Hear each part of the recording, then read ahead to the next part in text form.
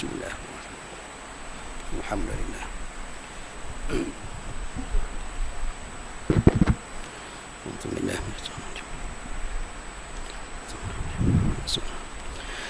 Assalamualaikum warahmatullahi wabarakatuh. Yang dihormati tuan pengurusi majlis ya. Tuan pengacara yang dikasihi tuan imam, tuan bila, suhnya ahli jawatan kuasa masjid Kampung Gong Tok Nasik, suhnya muslimin muslimat ahli jemaah yang dikasihi oleh Allah Subhanahu wa taala sekalian. Baik, alhamdulillah. Pertamanya marilah kita memanjatkan setinggi-tinggi kesyukuran kehadrat Allah Subhanahu wa taala kerana pada pagi ini Allah taala memberi kesempatan kepada kita dengan izin Allah Subhanahu wa taala, sebagaimana yang dimaklumkan oleh tuan pengurusi tadi, kita sekarang ni berada di penghujung Ramadan, hari Jumaat, penghulu segala hari dan akhir pada bulan Ramadan. Semalam orang duk kecoh kan, kalau kiranya muk raya dah hari ni kan, muk raya dah, tapi kita kira itu dah, itu susunan Allah Subhanahu wa taala dah. Maknanya sebagaimana peristiwa besar yang berlaku pada kemarin, iaitulah peristiwa gerhana matahari kan. Gerhana matahari petang tu kita tengok anak bulan, dan keputusannya berlaku pada hari ni lah. Kita kira malam tu tak ada terawih dah, tapi akhirnya apa yang Allah Ta'ala tentukan, Allah Ta'ala jadikan dah. Maksudnya hari ni adalah hari kita kira penghujung kepada Ramadan. Jadi kalau kita muhasabah balik dalam keadaan kita bermula dengan Ramadan itu hari Jumaat juga dulu, hari Khamis kan, hari Khamis lepas tu hari Jumaat. Jadi kalau kita ni sebuahkan lebih kurang ada 5 kali kot Jumaat ke 4 kali, 5 kali Jumaat Ramadan kali ni. Cukup luar biasa. Dan bila kita tengok dan teliti juga keadaan kita muhasabah Ramadan di Terengganu lah, sebab kita tanya di negeri-negeri lain cuaca dia ada hujan, tapi di Terengganu tak berlaku hujan pun. Mendung ada, guguh ada, tapi tak berlaku hujan.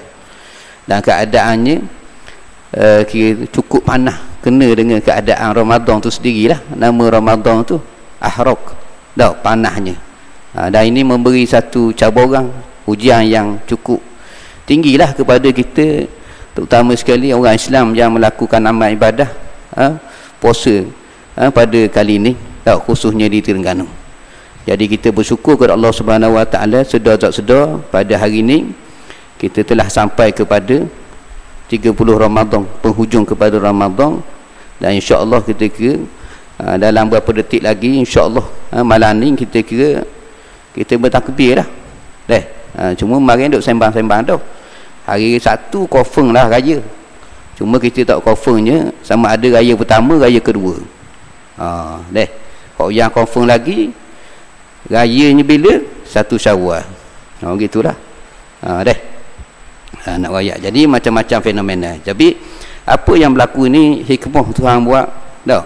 Sesuatu yang terjadi ni kadang-kadang dia memberi satu, orang panggil, jetikan kepada kita, khususnya orang Islam ni lah kan. Dalam bab penentuan, kita panggil kaedah penentuan, kita panggil tarikh hari raya, puasa dan sebagainya lah. Maknanya proses-proses tu selama ni kita anggap bila dalam kalender itulah kita panggil, kita pegang tarikh itulah, sehingga kan baru-baru ni dah hak tahun lepas jadi kecoh lah, raya awal dan sebagainya. Tapi bila berlaku begitu, satu hikmah kepada orang Islam khususnya, kita jadi ambil cakna berkait dengan proses-proses orang panggil penentuan dah. Kita panggil masa dah, waktu ketika ini orang panggil dah, melibatkan beberapa perkara yang melibatkan hukum syarak, yang kadang-kadang bukan di luar, kita panggil di luar kemampuan kita tapi hari ni kita panggil itulah dah. Rata-rata sebab tu kata bab puasa, bab raya ni bukan penentuan daripada netizen lah, bukan. Jadi hal tu orang Islam dia kena terima hakikat benda gitu. Sebab hari ni kita kira manusia manusia makin hari makin jauh dengan kita kira dengan perkara-perkara agama. Jadi kita bersyukur kepada Allah Subhanahu Wa Taala pada pagi ni Allah Taala masih memberi kehidupan kepada kita, memberi nyawa nafas kepada kita sehingga penghujung kepada Ramadan.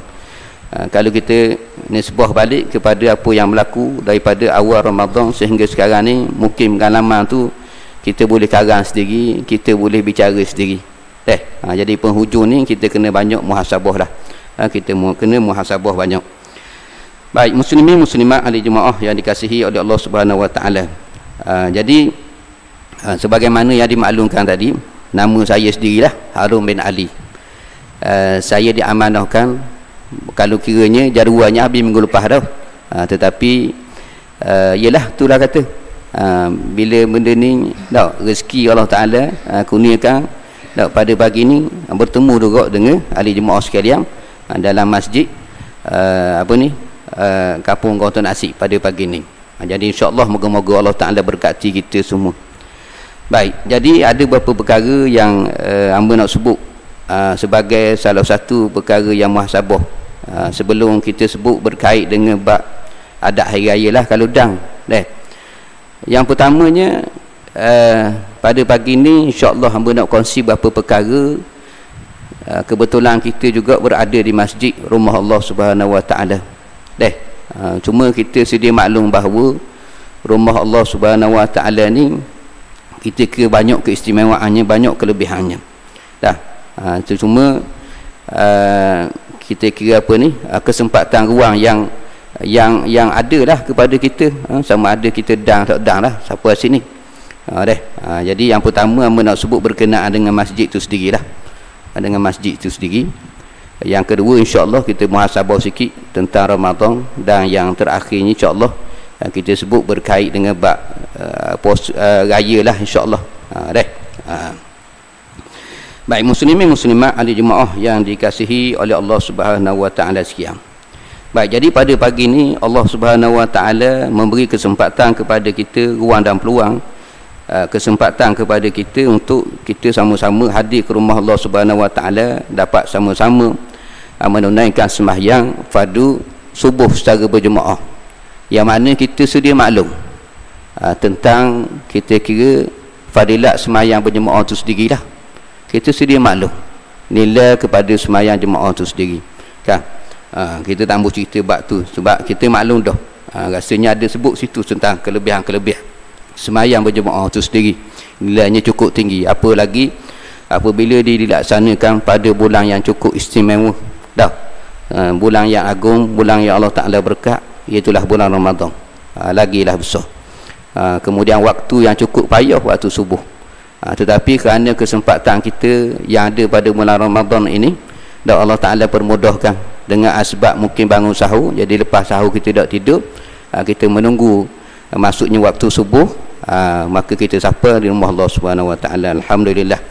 Sebab saya pasti yakin kita di Kampung Gonton Asik ni tak munasabah ramai ni dia ada orang kampung Gonton Asik ni kan, pasti ramai lagi. Jadi kita panggil tempat-tempat yang sebegini ni, kalau tak sabit dengan izin Allah Subhanahu Wa Taala, kita tak akan sapa.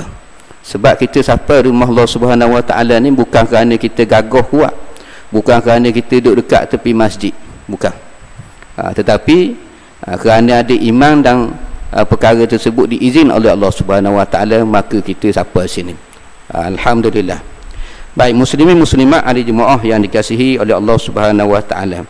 Baik, berkenaan dengan kehadiran kita di rumah Allah Subhanahu Wa Taala, satu hadis yang menyebut berkait dengan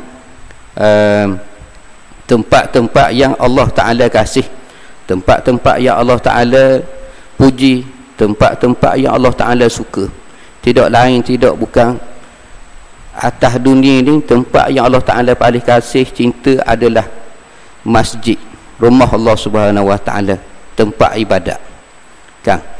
Dan juga tempat yang Allah Ta'ala paling benci, Allah Ta'ala paling tak suka adalah pasar-pasar. Sama ada pasar berekong ataupun sebaliknya lah. Hak tu kita jelas benda tu. Maka masjid dengan pasar beza, timur dengan barat tu. Utara selatan dia beza. Tapi bila mana orang yang Allah Ta'ala pilih untuk sampai di rumah Allah Subhanahu Wa Ta'ala ni adalah sesuatu nikmat yang cukup besar daripada Allah Subhanahu Wa Ta'ala. Apalagi dia berlaku pada waktu-waktu tertentu. Umpamanya pada bulan Ramadan ini Allah Ta'ala beri kesempatan kita ni untuk melakukan amal ibadah pada bulan Ramadan dan pada tempat yang Allah Ta'ala kasih, iaitulah di masjid. Baik.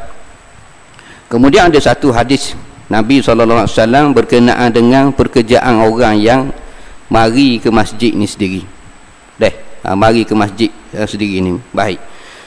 Rasulullah SAW bersabda, Basyiril masya'in fi zulami ilal masjidi bin nuri at-tami yaumal qiyamah. Beri berita gembiralah, beri khabar gembira kepada orang yang berjalan kaki membelah kegelapan malam menuju ke masjid-masjid dengan cahaya yang sempurna pada hari kiamat. Hadis riwayat Abu Daud.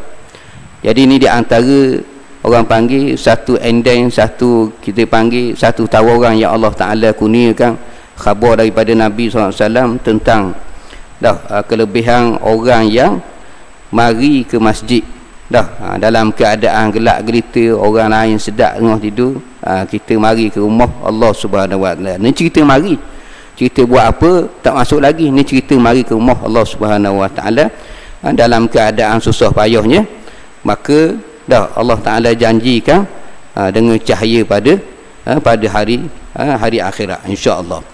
Kemudian Rasulullah SAW bersabda juga, man ghada ilal masjidi aw raha a'adallahu lahu fil jannah nuzulan kullama ghada aw raha. Sesiapa yang pergi ke masjid atau pulang, Allah Subhanahu Wa Ta'ala akan sediakan baginya tempat dalam syurga seperti pergi dan pulang. Tempat yang khusus Allah Ta'ala kurniakan kepada orang-orang yang melazimi rumah Allah, masjid surga ni. Itu di antara janjinya Allah Subhanahu Wa Ta'ala. Kemudian lagi Nabi SAW juga menyebut, bersabda, idza ra'aytumur rajula yata'ahadul masjidah fashhadu lahu bil iman. Apabila kamu melihat seorang lelaki sentiasa menuju ke masjid untuk memakmurkan masjid ni, maka saksikanlah baginya dengan iman. Di antara tanda-tanda iman seseorang ini adalah dia suka berulang-alik ke masjid. Itu di antara dalil hujah orang panggil keuntungan ataupun orang panggil faedah kepada orang-orang yang sentiasa hatinya jinak dengan masjid. Maka ini di antara apa yang Allah Ta'ala, Nabi SAW janjikan kepada orang-orang Islam yang sentiasa pergi ke masjid dan sebagainya lah. Itu di antara kelebihan. Kemudian beberapa perkara lagi juga, apabila kita telah melazimi keadaan kita panggil kita sentiasa mari ke masjid, khususnya pada bulan Ramadan, bulan yang cukup kita panggil mengajar kita tentang orang panggil tentang orang panggil kegigihan kita dalam melakukan amal ibadah kepada Allah Subhanahu Wa Ta'ala. Di samping kita berada pada bulan Ramadan, kita melakukan ibadah puasa pada siang hari, dan kita melakukan solat sunat tarawih dan juga solat-solat ataupun melakukan amal-amal ibadah yang lain pada bulan Ramadan. Maka di antaranya kita selesai dalam bab masjid sebagai kita panggil muhasabah kita berada pada bulan Ramadan, bermula daripada awal Ramadan sehinggalah kita berada pada 30 Ramadan pada pagi ni. Satu ingatanlah kepada kita tentang perkara yang kita panggil cukup, orang panggil cukup yang mencabarlah. Cukup mencabar kepada kita untuk kita nak kekalkan momentum, kekalkan kekuatan kita, beri komitmen kepada diri kita sendiri ni untuk melazimi tadilah mengekang hawa nafsu dan juga melakukan amal soleh sebagaimana yang berlaku pada bulan Ramadan. Jadi kita di akhir Ramadan ni perlu memperbanyakkan doa kepada Allah Subhanahu Wa Taala. Moga-moga Allah Taala beri kekuatan kepada kita dalam kita mengekalkan amal ibadah kepada Allah Subhanahu Wa Taala. Berkenaan dengan puasa itu sendiri juga, berkenaan dengan puasa itu sendiri, banyak yang menyebut tentang kelebihan-kelebihan puasa Ramadan itu sendirilah. Di antaranya yang menerangkan tentang kelebihan puasa Ramadan itu sendiri, hadis yang riwayat oleh Abu Hurairah radhiyallahu anhu, anna Rasulullah sallallahu alaihi wasallam qala idza jaa Ramadan futihat abwabul jannah wa ghulqat abwabun nar wa suffidatil syayatin.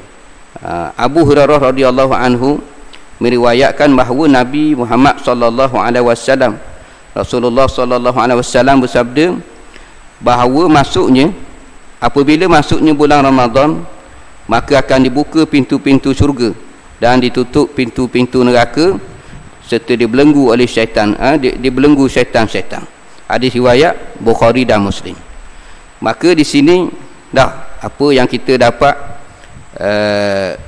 lihat tentang perkara yang kita panggil perkara yang orang panggil apa ni, perkara yang sepatutnya diberi perhatian sebagai kita panggil satu semangat kepada kita tentang orang panggil untuk melakukan ibadah puasa pada bulan Ramadan. Di antaranya dalam hadis tadi dia menyebut sufidatis syayatin, iaitulah dibelenggu dan dirantai syaitan-syaitan dengan rantai besi pada bulan Ramadan. Yang ni jelas apa yang disebut oleh Imam Bukhari dan Muslim, yang disebut oleh Nabi Muhammad sallallahu alaihi wasallam berkait dengan keadaan syaitan-syaitan ni dirantai oleh Allah Subhanahu Wa Taala ketika berada pada bulan Ramadan. Maka apa yang kita lalui pada bulan Ramadan ini adalah sebagai salah satu tarbiyah, satu didikan kepada kita dalam usaha orang panggil apa ni, melawan hawa nafsu dah syaitan Allah Ta'ala belenggu dah. Allah Ta'ala belenggu dah. Jadi apa yang tinggal lagi adalah hawa nafsu kita. Kita nak lawan hawa nafsu kita ketika berada bulan Ramadan ini dengan kita berusaha bersungguh-sungguh untuk melakukan amal ibadah ketaatan kepada Allah Subhanahu Wa Taala. Baik. Jadi apa yang disebut daripada hadis tadi, antaranya faedahnya, antara kelebihan bulan Ramadan ialah dibuka ke semua pintu-pintu syurga, ditutup semua pintu-pintu neraka dan dibelenggu sekalian syaitan. Kemudian hadis ini juga dia menjadi satu pendorong kepada kita, menjadi satu motivasi kepada kita sebagai pembangkit semangat untuk umat Islam ini terus berusaha untuk merebut peluang dan juga kelebihan yang disediakan oleh Allah Subhanahu Wa Taala pada bulan Ramadan. Baik, itu di antaranya kelebihan yang ada yang terdapat pada bulan Ramadan, dan banyak lagi riwayat-riwayat yang lain. Baik, muslimin muslimat ahli jemaah yang dikasihi oleh Allah Subhanahu Wa Taala sekalian. Jadi kita kita sudah melepasi 3 fasa daripada bulan Ramadan ini. Sebagaimana yang disebutnya, awaluhu rahmah, wa awsatuhu maghfirah, wa akhiruhu itqun nar. Moga-moga puasa kita ini menjadi kita semua ni dalam melakukan amal ibadah puasa Ramadan ni kita mendapat apa yang disifatkan oleh Nabi SAW tentang kelebihan-kelebihan 3 fasa tadi. 10 yang pertama, Allah Ta'ala beri rahmat kepada orang-orang Islam yang diberi kesempatan untuk bertemu dengan Ramadan. Fasa yang kedua, 10 yang keduanya, Allah Ta'ala ampunkan segala dosa-dosanya. Dan fasa yang ketiganya, Allah Ta'ala bebaskan dia daripada api neraka. Itu di antara kelebihan-kelebihan yang terdapat pada bulan Ramadan. Baik, muslimin muslimat ahli jemaah yang dikasihi oleh Allah Subhanahu Wa Taala. Jadi daripada sebagai muhasabah kepada kita apa yang berlaku daripada bulan Ramadan, daripada awal Ramadan sehinggalah sekarang ni, marilah kita sama-sama kita muhasabah berkenaan dengan apa yang terjadi pada bulan Ramadan. Kesempatan yang Allah Ta'ala kurniakan kita pada hari ini, kita dapat melaksanakan amal ibadah kepada Allah Subhanahu Wa Ta'ala sehingga penghujungnya, yang mana kita sedia maklum bahawa mungkin di kalangan kita ni beberapa perkara yang Allah Ta'ala ujikan kepada dia, umpamanya dengan kematian, dengan sakit dan sebagainya, dengan kebalangan tertentu yang menyebabkan dia tidak berkesempatan sebagaimana kita dapat pada pagi ni. Maka kita perlu banyak bersyukur kepada Allah Subhanahu Wa Ta'ala di atas nikmat yang Allah Ta'ala kurniakan kepada kita, khususnya pada pagi ini. Baik, yang pertama, seterusnya saya nak sebut beberapa perkara tentang kita panggil seruang untuk kita terus istiqamah berada di jalan Allah Subhanahu Wa Ta'ala. Apa yang disebut oleh Allah Subhanahu Wa Ta'ala, fastaqim kama umirta wa man taba ma'aka wa la tatghaw innahu bima ta'maluna basir. Maksudnya, maka tetaplah engkau Muhammad di jalan yang benar sebagaimana yang telah diperintahkan kepadamu, dan juga orang-orang yang bertaubat bersamamu, dan janganlah kamu melampaui batas, sesungguhnya dia Maha melihat apa yang kamu lakukan. Ini dalam surah Hud ayat 11. Ayat 112. Ayat 112. Berkenaan dengan seruang supaya kita ni terus istiqamah, berkomitmen berada di jalan Allah Subhanahu Wa Ta'ala. Kemudian lagi Allah Ta'ala menyebut, innal ladzina qalu rabbunallahu thumma istaqamu tatanazzalu alaihimul malaikah alla takhafu wa la tahzanu wa abshiru bil jannah allati kuntum tu'adun.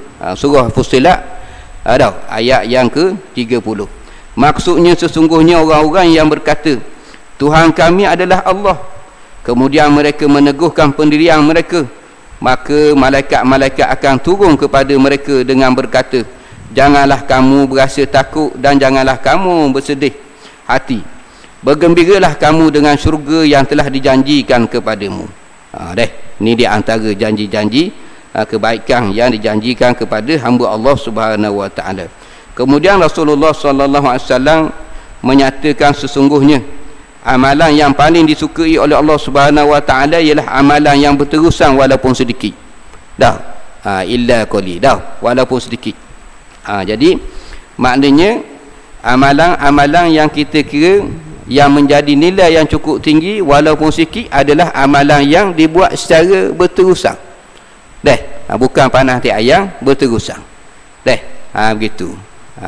Umpamanya katalah tadi, sebagaimana kita diterbiah dengan amal ibadah pada bulan Ramadan, pada kali ini Allah Ta'ala beri kesempatan untuk berada bulan Ramadan, melakukan amal ibadah, puasa dan juga ibadah-ibadah yang lain. Moga-moga perkara-perkara tersebut menjadi tabiat, kelaziman, kebiasaan kepada kita selepas kita keluar daripada bulan Ramadan ni.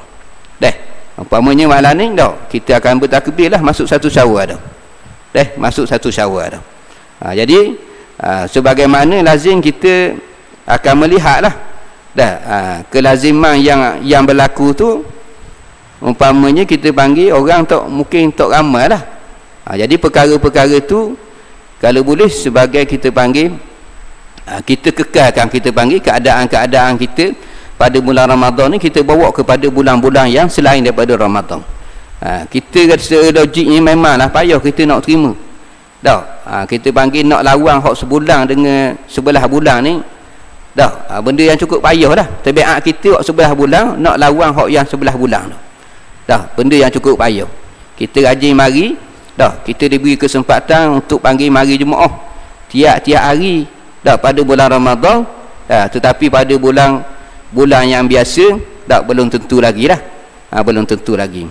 Cuma itulah seruang kepada saya sendiri, nasihat kepada diri saya sendiri, berkenaan tentang komitmen ataupun orang panggil istiqamah untuk kita berada ataupun mari rumah Allah, mari mengimarahkan rumah Allah, masjid, surau dan sebagainya, supaya diberi kekuatan oleh Allah Subhanahu Wa Taala. Perkara ni berlaku juga selain daripada bulan Ramadan.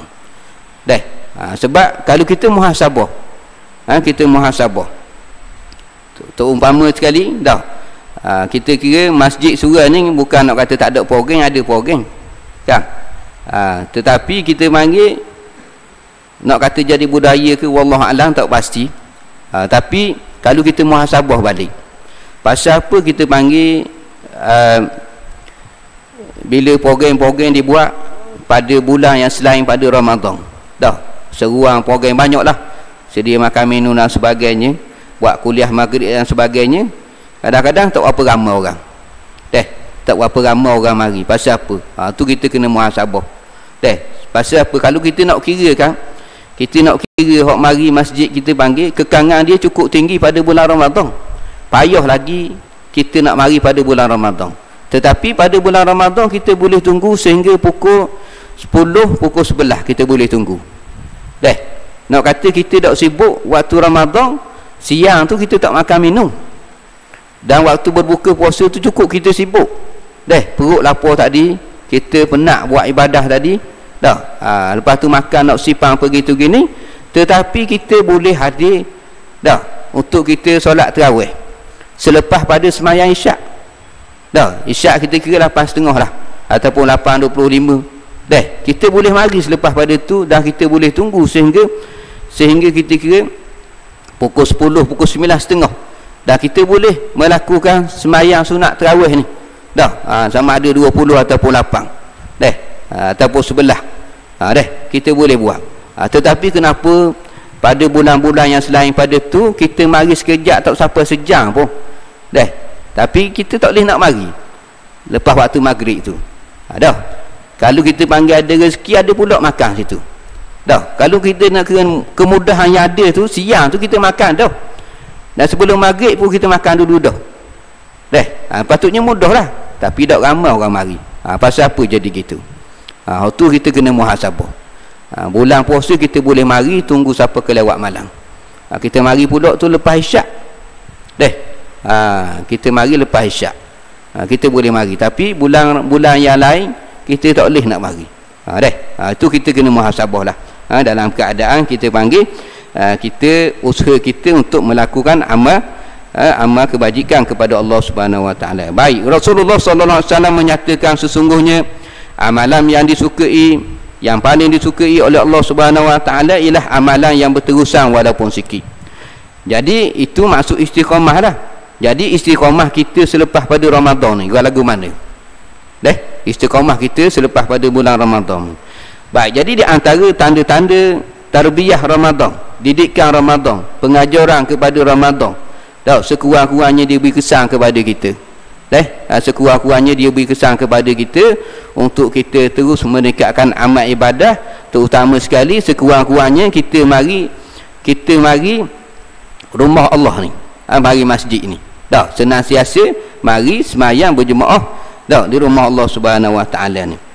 Jadi di antara tanda tarbiyah, tanda-tanda tarbiyah Ramadan telah berjaya mendidik seseorang ni, iaitulah antaranya dia istiqamah. Dia istiqamah berjemaah di masjid ataupun surau. Itu di antaranya. Kita cuba usaha lepas pada ni jadi ni Ramadan yang terakhir dah. Jadi esok Syawal dah. Jadi kalau boleh kita usahalah apa yang berlaku pada bulan Ramadan ni kita terjemahkan kepada bulan-bulan yang selain pada Ramadan, terutama sekali dalam bab kehadiran ke masjid, surau dan sebagainya lah. Kemudian yang keduanya, berterusan membaca dan mempelajari Al-Quran. Ini juga kita sedia maklum bahawa pada bulan Ramadan ni berbagai program yang khusus, dan juga Ramadan juga dikenali sebagai bulan Quran. Sudah pasti kita kira mana-mana masjid, surau akan berusaha untuk buat program. Baik muslimat, baik muslimin, pasti di antara perkara aktiviti yang kita panggil menjadi salah satu pengisian yang utama dalam bulan Ramadan adalah dalam bab baca Quran. Dalam bab program baca Quran umpamanya tadarus dan sebagainya. Jadi kita ambil semangat yang ada pada bulan Ramadan ni, kita jangan berhenti dengan masuknya Syawal. Maka kita teruskan perkara-perkara tadi sehinggalah seterusnya lah sehinggalah kita meninggal kan. Kita teruskan usaha tersebut. Kemudian lagi tidak meninggalkan solat witir, kerana solat witir adalah antara solat sunat yang dilakukan oleh Rasulullah SAW secara berterusan selain pada bulan Ramadan. Ini berkait dengan bulan Ramadan tentang witir itu sendirilah. Jadi witir jangan kita anggap ada pada bulan Ramadan. Nak dibandingkan antara witir dengan tarawih, mahal witir lagi. Dan nak dibandingkan tarawih dengan solat rawatib, solat kapit itu dah selepas isyak tu. Kadang ada orang kita pergi cukup kita panggil, kita terkedu jugalah. Kadang-kadang ada orang ni dia sanggup tunggu semayang 8 rakaat paling kurang tarawih, tapi sambil tunggu nak semayang tarawih ni orang semayang sunat dulu. Dia rela tak semayang sunat rela tak semayang sunat, nak tunggu tarawih. Jadi benda ni cukup rugilah, cukup rugi. Kenapa jadi begitu? Dia kerana ilmu sebenarnya, kerana ilmu. Sebab tu pentinglah, asas kepada ibadah ni adalah ilmu. Sebab tu Imam Ghazali dia sebut al-ilmu imamul amal wal amalu tabi'uhu. Ilmu ini adalah imam kepada amal, dan amalan ni dia ikut kepada ilmu tu. Dan ada juga riwayat menyatakan bahawa barang siapa yang beramal tanpa ilmu fahuwa raddun, ditolak amal ni. Maka kita minta berlindung kepada Allah Subhanahu Wa Taala supaya perkara itu tidak berlaku kepada apa yang kita lakukan, apa yang kita amalkan pada ibadah kepada Allah Subhanahu Wa Taala. Jadi insya-Allah moga-moga Allah Taala beri kekuatan kepada kita supaya terus istiqamah dalam melakukan amal ibadah, bukan tumpu kepada bulan Ramadan sahaja, bahkan bulan-bulan yang seterusnya itu menjadi kelaziman kepada kita orang Islam. Kemudian yang terakhirnya nak sebut sikit lagi, minta masa sikit lagi, berkait dengan bab amalan sunat pada hari raya. Jadi insya-Allah saudara-saudara, malam ni kita kira tak ada tarawih dah, kita bertakbir insya-Allah. Kita confirm dah, jelas belaka dah. Jelas belaka dah. Walaupun di Saudi raya dah hari ni dah. Jadi kita insya-Allah esok hari Sabtu, jatuhnya pada 1 Syawal lah. 22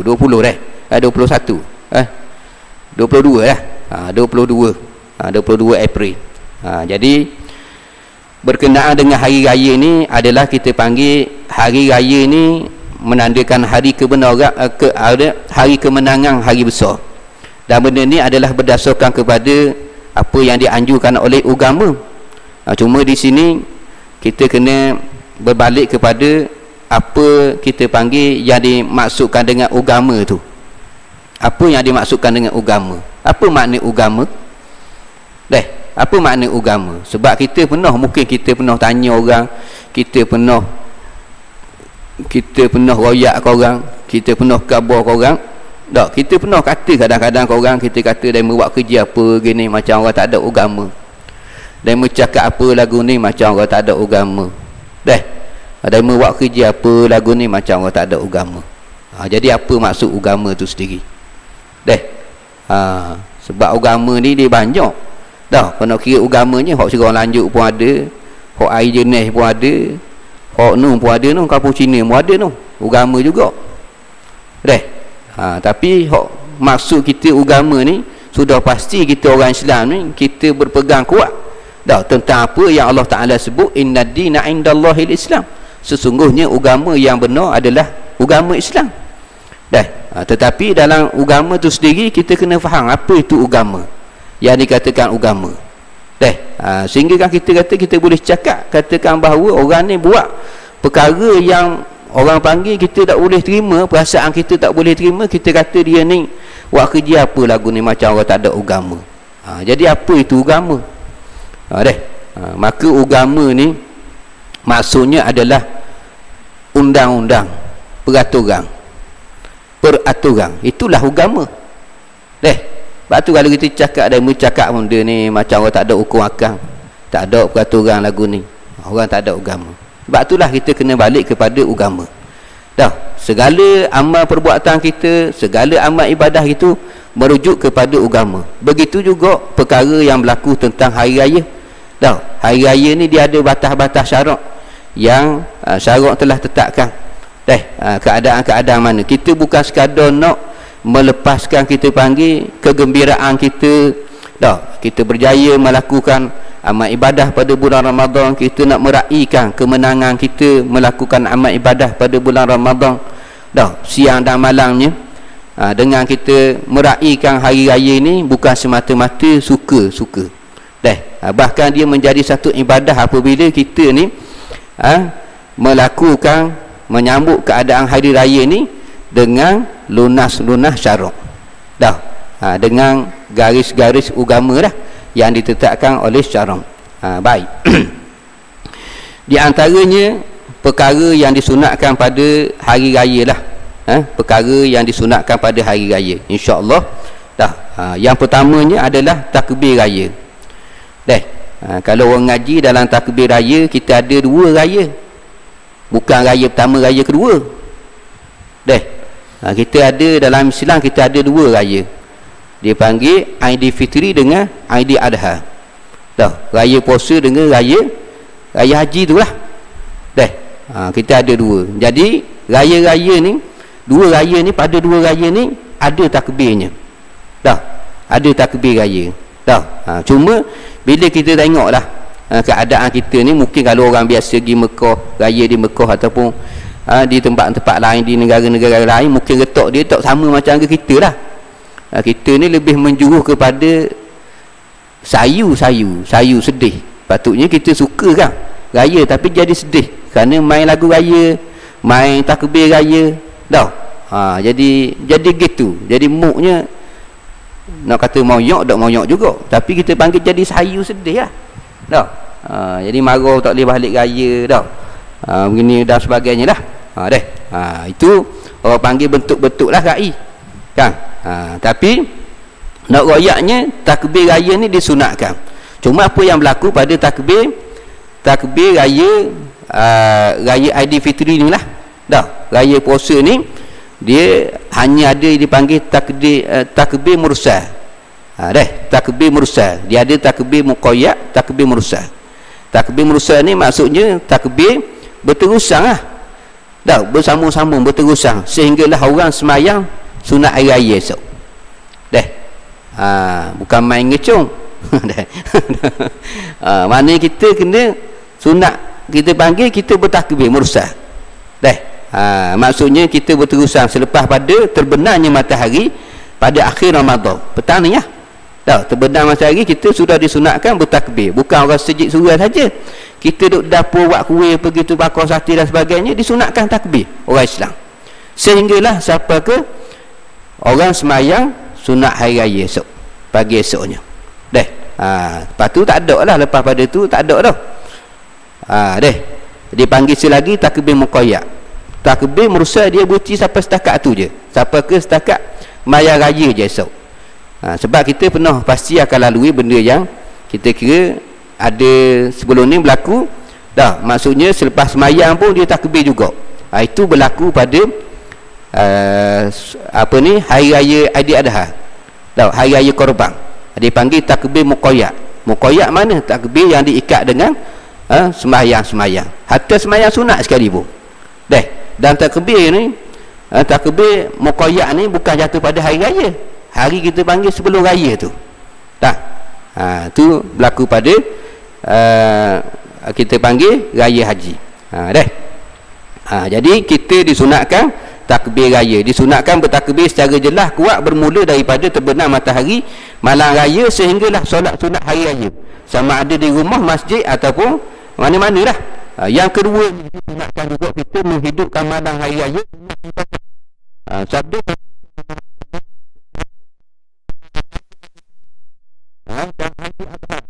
iaitu beribadah qiyamulail dengan penuh pengharapan, maka hatinya tidak akan mati.